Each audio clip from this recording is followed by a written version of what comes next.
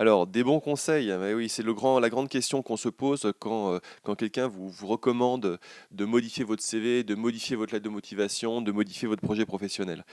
Le vrai souci qu'on a aujourd'hui, c'est que la plupart des gens qui donnent des conseils, on se demande s'ils sont vraiment fondés à les donner. Que ça va du professeur d'école à la DRH en entreprise, voire même les cabinets de recrutement. Le seul souci, c'est que tous ces gens-là sont des gens qui vous donnent des conseils, en général de recruteurs. Ce sont des gens qui n'ont pas spécialement de talent pour se faire recruter eux-mêmes. Et c'est un vrai problème parce que du coup, ils ne voient pas l'envers du décor, ils ne voient pas le côté candidat, ou alors s'ils l'ont vu, ils ne sont pas forcément des super bons candidats. Donc moi, je suis là pour vous expliquer l'envers du décor, côté candidat, comment on fait pour rédiger un bon CV. Alors, vous avez certainement plein de trucs qui existent sur Internet ou dans différents livres que vous pourrez acheter. Euh, c'est des recettes, ce sont des recettes qui sont faites, comme je l'ai dit à l'instant, par des personnes qui sont bons pour recruter, donc qui cherchent plutôt des formats particuliers de CV plutôt que des personnes qui savent se faire recruter. Donc moi, dans cette vidéo, je vais vous expliquer comment passer un CV au crible du diagnostic Goal, qui est un diagnostic que j'ai mis moi-même en place. Alors, qu'est-ce que ça veut dire le Goal? G-O-A-L. Goal, ça veut dire G pour global, O pour organisé, A pour accrocheur, L pour limpide. Alors, ça veut dire quoi? Global, organisé, accrocheur, limpide. Je fais une petite vue globale et puis après, je vais rentrer dans le détail en vous donnant un exemple de CV. Global, ça veut dire que le CV, quand on le voit de loin, vous voyez là le CV qu'on voit ici, le CV, quand on le voit de loin, on se fait une première impression avant même de l'avoir lu. Donc, c'est très important de regarder son CV de loin, c'est-à-dire de le mettre à 1 mètre de soi et de regarder ce qu'il donne globalement. O pour organiser, c'est très important que le CV soit organisé par section, euh, en particulier les coordonnées, en particulier la formation, l'expérience, etc. On verra ça tout à l'heure dans le détail. Mais il est important de ne pas mélanger tout dans un CV et qu'il soit organisé par bloc. A pour accrocheur. Accrocheur, ça c'est un petit peu le titre du CV, c'est-à-dire que le CV, il va vous permettre de retenir ou pas l'attention du recruteur.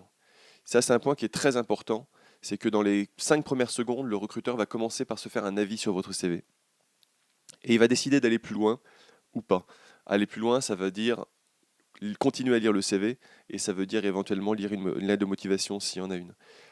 Si jamais il n'est pas accroché dans les 5 premières secondes, eh ben, vous avez toutes les chances que votre CV parte à la poubelle. L pour limpide, ça c'est très important que le CV soit limpide à la lecture. Donc on a dit qu'il devait être organisé, mais limpide ça veut dire qu'il ne faut pas le construire de manière complètement atypique, ou alors vous prenez le pari que les gens vont faire l'effort d'aller lire un CV atypique. Ça va dépendre un petit peu de votre métier ou du métier vers lequel vous vous orientez. Il y a des métiers où il faut être hyper classique dans sa manière de se présenter, d'autres où on a le droit d'être un peu plus créatif. Mais dans tous les cas, ce qui est important, c'est que le CV soit facile à lire. Alors, ce que je vous propose, c'est de prendre un exemple de CV et de montrer en quoi il est global, organisé, accrocheur ou limpide. Je vais prendre un CV un petit peu au hasard et puis on va regarder ça ensemble. Alors prenons l'exemple d'un CV pris complètement au hasard, et puis on va le passer au crible du diagnostic Goal.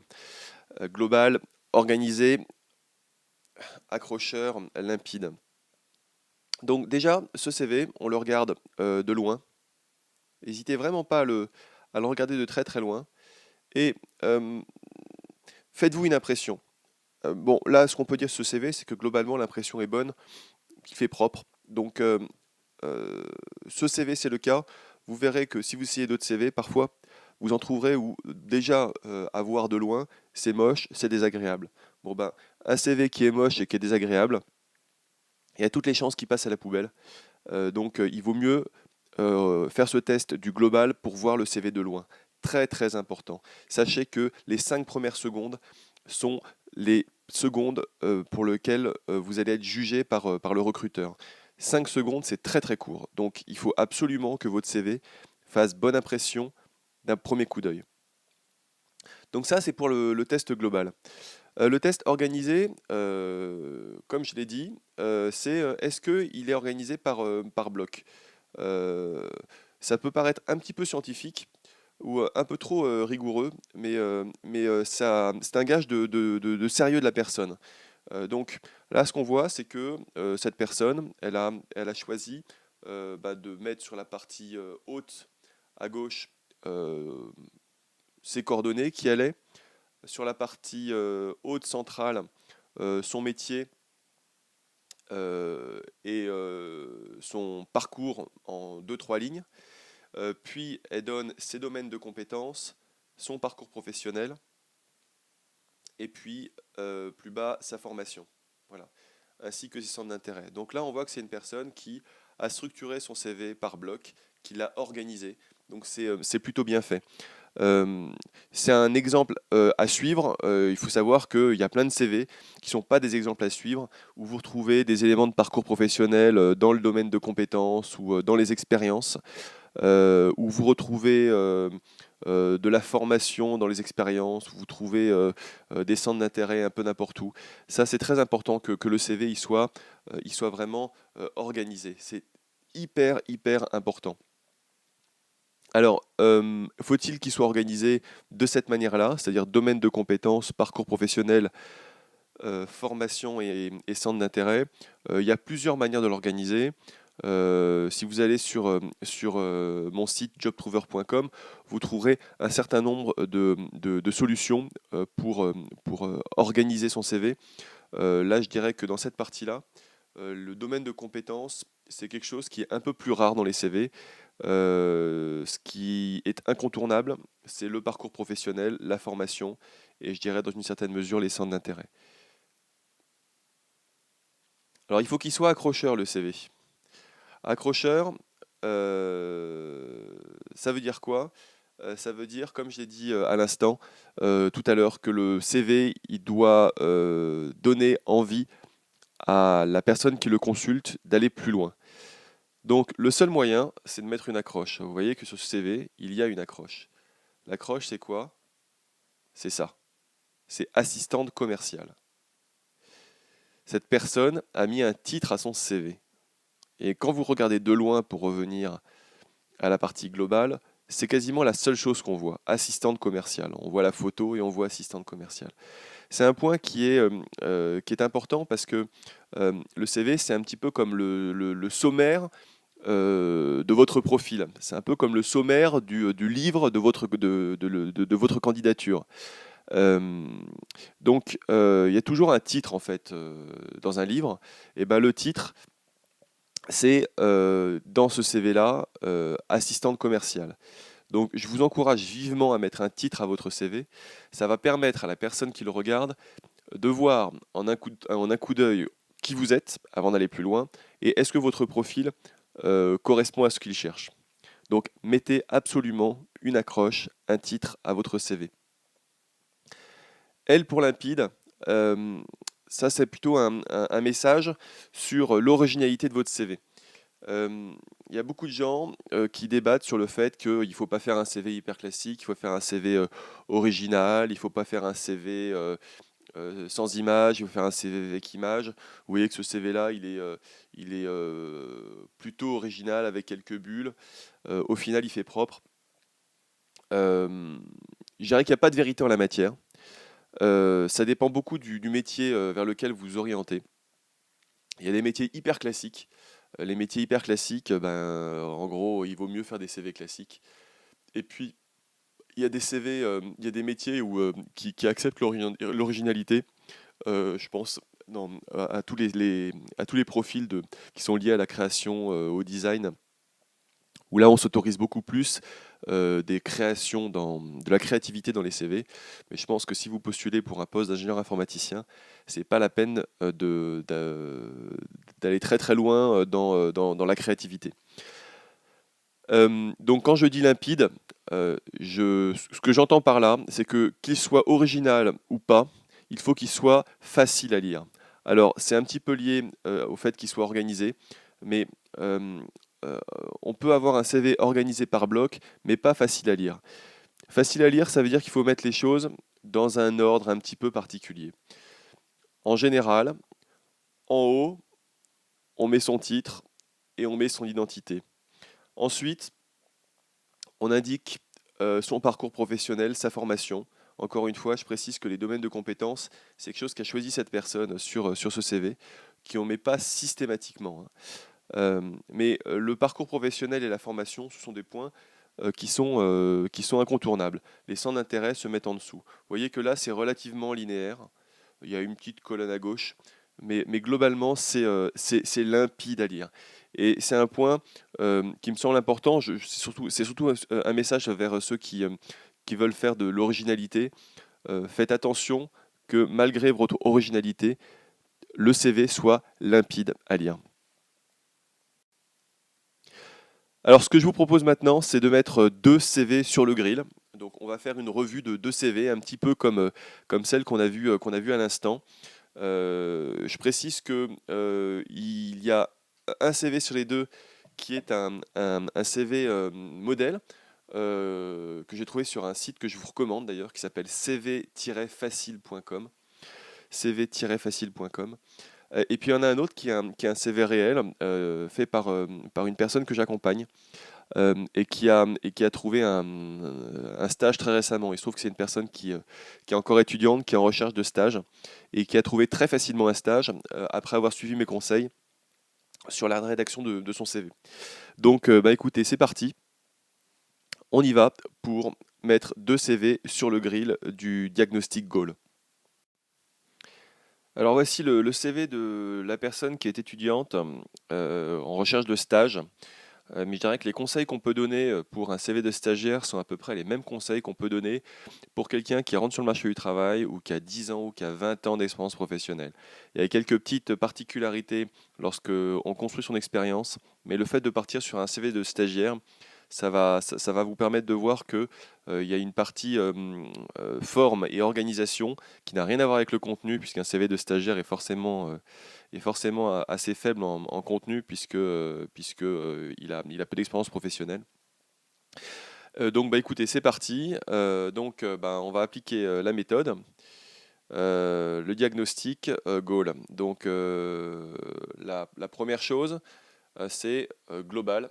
Donc global, est-ce que le CV il fait bonne impression au niveau global? Là, je dirais ça passe. Ça passe. euh, peut mieux faire, peut mieux faire. Mais quand on regarde, quand on zoome un petit peu, on voit quand même que la chose a l'air assez bien organisée. Disons qu'on a envie d'aller plus loin. Bon, le CV est organisé de manière assez classique, hein. Donc ça, c'est pour la partie haut. J'ai haut pour organiser. Euh, En haut à gauche, elle indique, c'est une photo d'elle, son nom, son prénom, ainsi que sa date de naissance. Elle indique également son email. Je précise que c'est très important de mettre un email qui fait sérieux. Euh, Il y a énormément de personnes qui oublient qu'un CV, c'est quand même pour postuler à un poste et que mettre Lola92 ou youpitralala@gmail.com à la base, ça fait pas très sérieux. Donc, à moins d'aller postuler dans un cirque, je vous déconseille vraiment d'utiliser des adresses email de ce type. Ce que je vous conseille, c'est de vous mettre une adresse email, prénom.nom, ça c'est l'idéal, gmail.com, hotmail, selon votre boîte mail. Si jamais vous n'avez pas cette boîte mail, créez-vous-en une spécifiquement pour votre recherche d'emploi. Ça peut paraître pas grand-chose, mais c'est très important. Sur la partie droite, elle a choisi de mettre bon, ses coordonnées. D'autres personnes choisiraient de tout mettre regroupé au même endroit. Pourquoi pas? Les deux sont possibles. On passe au A de Gaulle. A pour accroche. Ben là, moi, je dirais qu'il y a une vraie accroche et c'est l'atout de ce CV. C'est que vous voyez que cette partie-là, bah, c'est la partie la plus voyante. Et qu'est-ce qu'on lit? Étudiante en première année d'école de commerce, recherche stage 2 à 4 mois à partir de mai 2012. Eh ben, je dirais, quand on a lu ça, on a compris qui est cette personne et ce qu'elle recherche. C'est un point que la plupart des chercheurs d'emploi oublient. C'est-à-dire qu'ils pensent à donner le détail de leur expérience, mais ils ne pensent pas à donner un titre à leur CV. Et ça me paraît décisif pour attirer l'attention. Donc pensez absolument à mettre un titre à votre CV. Vous verrez que c'est pas si facile que ça de trouver un titre, parce qu'en fait ça veut dire se résumer en une phrase. Mais pensez vraiment à mettre un titre, ça me paraît incontournable, vraiment incontournable. Euh, si on continue le diagnostic Goal, on a vu qu'il y avait une accroche. Maintenant, la question, c'est est-ce que le CV, il est limpide? Donc, pour voir si le CV est limpide, il faut regarder s'il est facile à lire dans sa hauteur. Donc là, on voit que la personne, elle a choisi de mettre d'abord un bloc formation, ensuite un bloc expérience, puis un peu plus bas, elle met un bloc compétences linguistiques et informatiques. Bon, ça c'est classique, donc c'est limpide. Elle a choisi de mettre ses centres d'intérêt dans une colonne à droite. Tant que c'est propre, ça passe très bien. Donc aucun souci par rapport à ça. Donc je dirais, par rapport au crible Goal, de manière globale,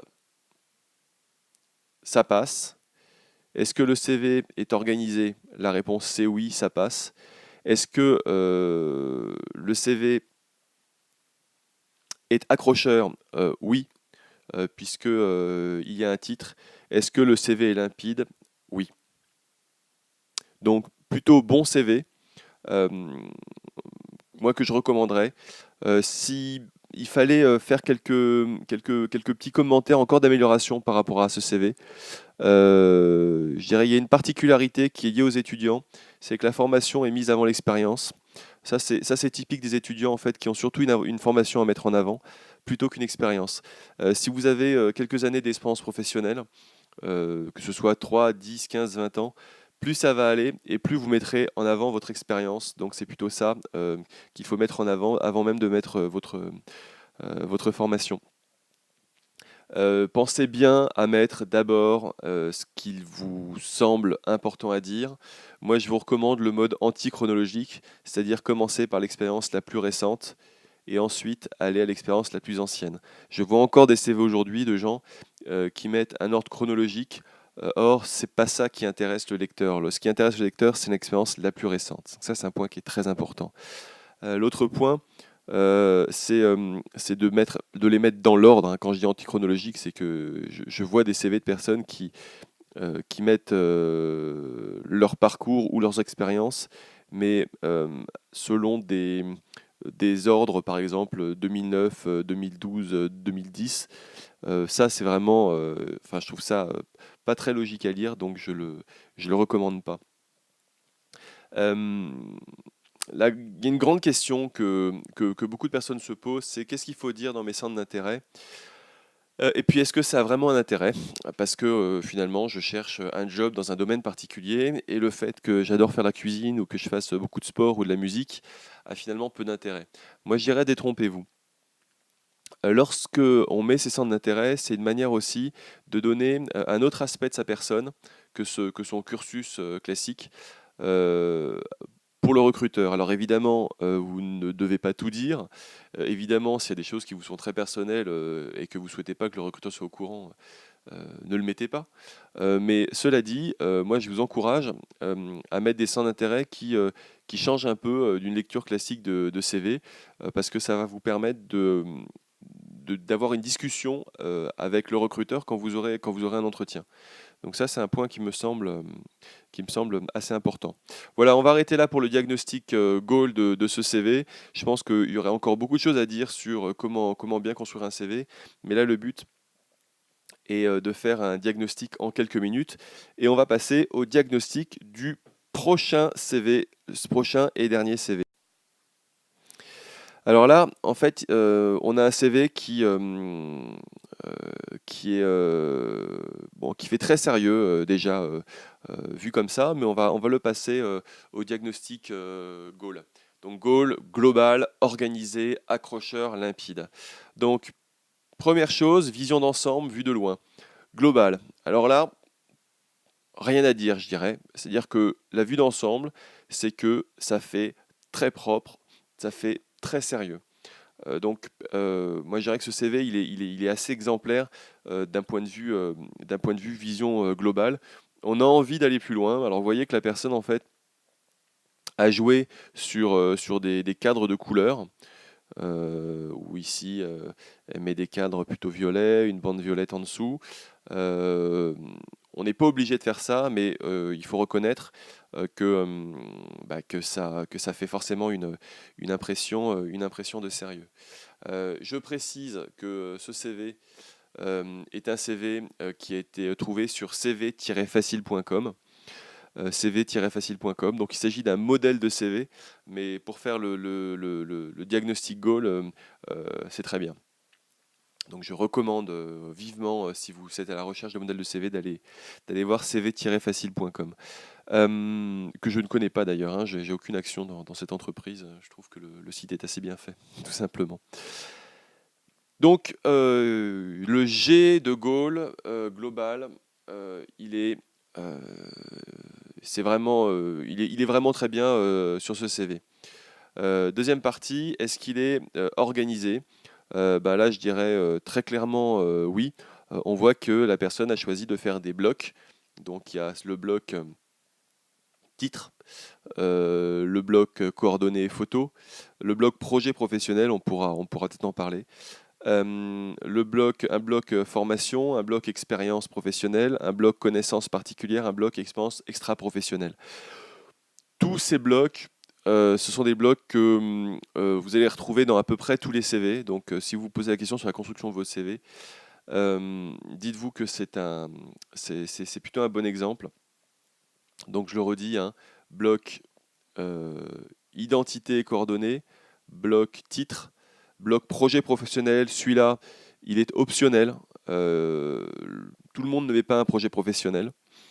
Bloc formation, bloc expérience professionnelle. Ceux-là sont incontournables. Connaissances particulières, vous aurez très souvent des connaissances qui vont au-delà de votre formation et votre expérience professionnelle, par exemple des connaissances informatiques.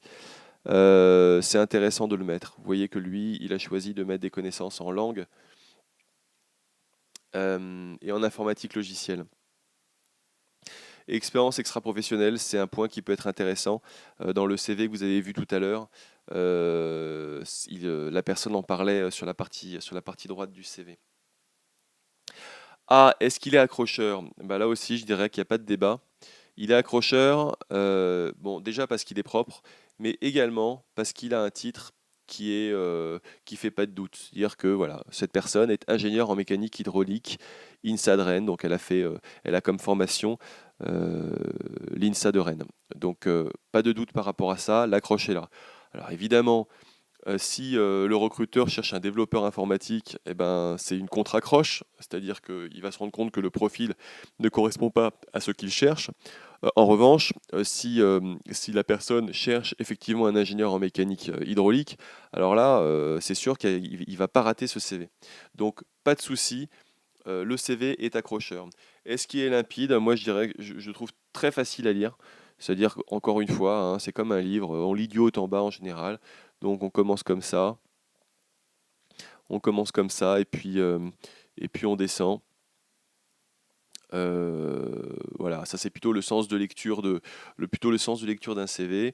La particularité de ce CV, c'est que il y a une partie expérience, là, le blanc à droite, et une partie formation et connaissances. Bon, donc du coup, en fait, on lit un peu les deux parties en parallèle. Bon, ce qui ne se voit pas si fréquemment que ça, bien souvent, en fait, euh, c'est fusionné, c'est-à-dire qu'en fait, la formation est mise sous l'expérience professionnelle ou au-dessus, comme on l'a vu sur le CV de tout à l'heure. Euh, voilà pour ce CV. Le CV, ce CV est limpide à lire. Donc moi, je vous recommande vraiment de vous inspirer de ce type de CV pour faire votre propre CV. Je parlais à l'instant de CV facile. En fait, vous voyez que euh, dans, euh, dans l'email de la personne, vous retrouvez l'URL www.cv-facile.com. Donc voilà, on a passé 2 CV au diagnostic Goal. Vous voyez, c'est quelque chose qui prend quelques minutes à chaque fois, mais qui permettent de se faire un avis plutôt sur la forme, je reconnais, hein, plutôt sur la forme du CV. On n'est pas vraiment allé dans le fond du CV, c'est un autre point qui est important. Mais qui ne fait pas l'objet de cette vidéo aujourd'hui. J'en parlerai certainement plus tard. Alors maintenant, ce que je vous propose, ben, c'est à votre tour, hein. À votre tour, quel est votre CV? Vous avez certainement un CV avec vous. Si vous ne l'avez jamais fait, faites-le. Et il est temps pour vous, ben, de passer votre CV sur le grill du diagnostic Goal. Vous verrez, ça vous donnera une toute autre image de ce que c'est que votre CV. Si jamais vous ne vous sentez pas de le faire vous-même sur votre propre CV, euh, faites-le à deux, c'est-à-dire prenez quelqu'un avec qui vous entendez bien et qui est parfaitement objectif également sur votre CV et proposez-lui de passer son CV au diagnostic Goal.